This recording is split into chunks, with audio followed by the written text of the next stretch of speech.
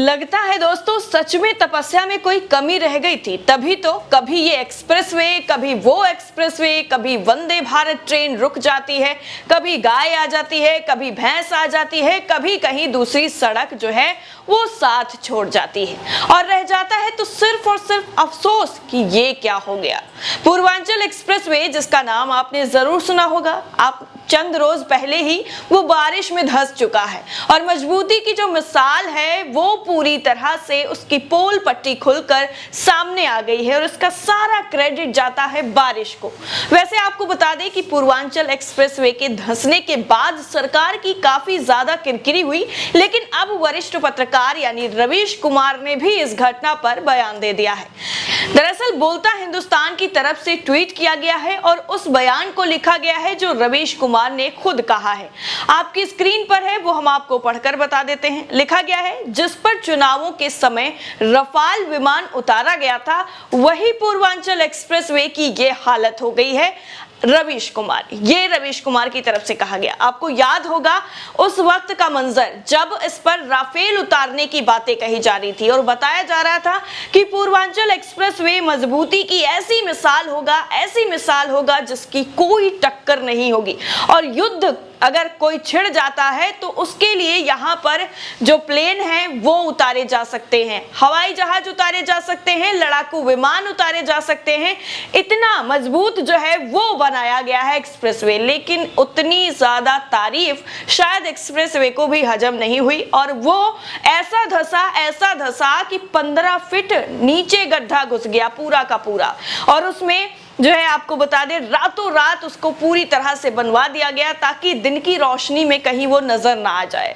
जुलाई 2022 में जब PM Narendra Modi Bundelkhand expressway का उद्घाटन करने गए थे तो यूपी को एक्सप्रेसवे स्टेट के रूप में देखा जा रहा था और बताया जा रहा था कि यूपी में ऐसे एक्सप्रेसवे बने हैं जो युद्ध के वक्त काम आएंगे। यूपी की वाहवाही ऐसे राज्य के तौर पर हो रही थी जहां विकास की रफ्तार और ज्यादा तेज करने के लिए 13 एक्सप्रेसवे बनाए गए।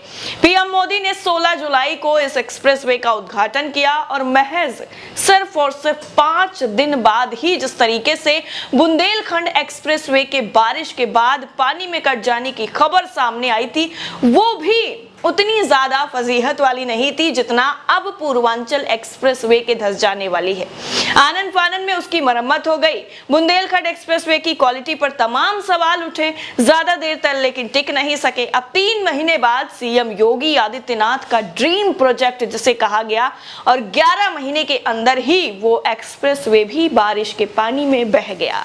सामने आ गई सारी की सारी मजबूती की जो मिसाल थी वो, और ये बता दिया गया कि देखिए एक्सप्रेसवे कितना ज्यादा अच्छा है और इस पर कितने प्लेन उतर सकते हैं।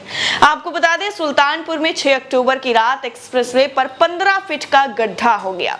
इसमें एक कार तक गिर गई। शुक्र ये रहा कि उसमें किसी की जान नहीं गई। इस एक्सप्रेसवे का शुभारंभ हमारे देश के यशस्वी प्रधानमंत्री नरेंद्र मोदी जी ने किया था और 16 नवंबर 2021 को।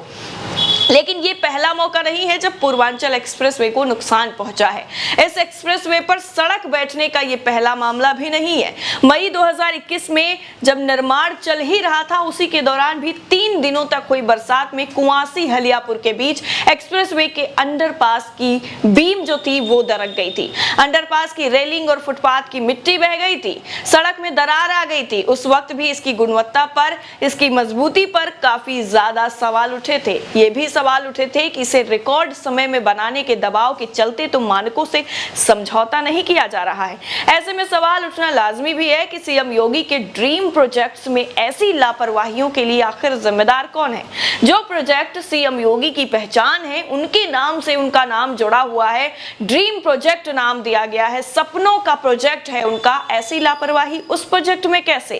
कांग्रेस समेत दूसरे विपक्षी दल इसके निर्माण में भ्रष्टाचार का आरोप लगा रहे हैं। वहीं इसके लिए रिकॉर्ड वक्त में तैयार करने का दबाव भी जिम्मेदार बताया जा रहा है कि कम वक्त में इतना बड़ा प्रोजेक्ट पूरा करने के लिए जो दबाव था उस दबाव के चलते गुणवत्ता का ध्यान नहीं रखा गया। ये एक्सप्रेसवे रिकॉर्ड समय महज 40 महीने में बनकर तैयार हुआ था।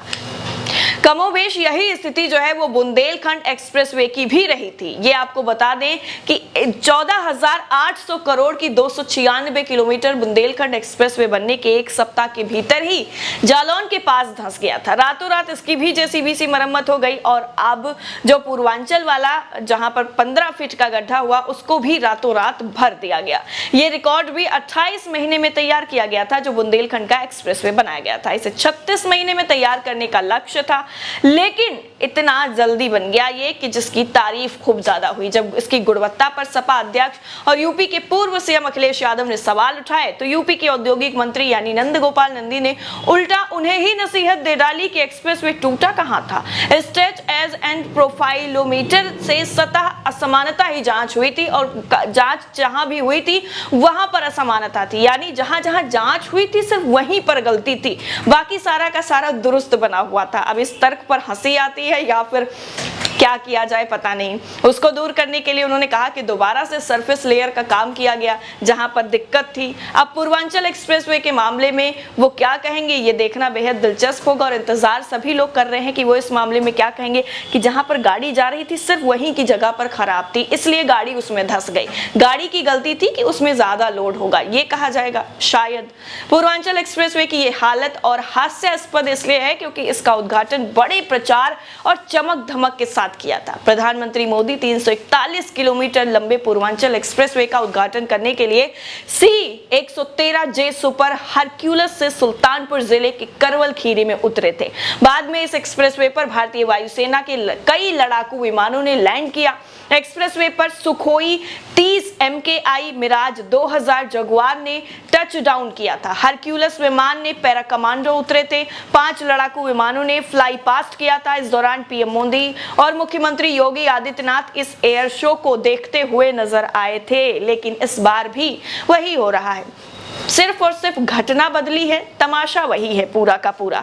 इसमें भी सभी लोग देख रहे हैं। पहले जनता ने सिर्फ वाहवाही देखी थी, अब उन वाहवाहियों की असल में हकीकत क्या है वो देख रहे हैं कि एक कार चलती जाती है और अचानक से सिर्फ 3 दिनों की बारिश के चलते ही पूरा एक्सप्रेसवे जो है वो काफी हद तक धंस जाता है और 15 फीट अंदर तक पूरी की पूरी मिट्टी गायब हो जाती है। अब इसका जिम्मेदार किसे बताया जाएगा?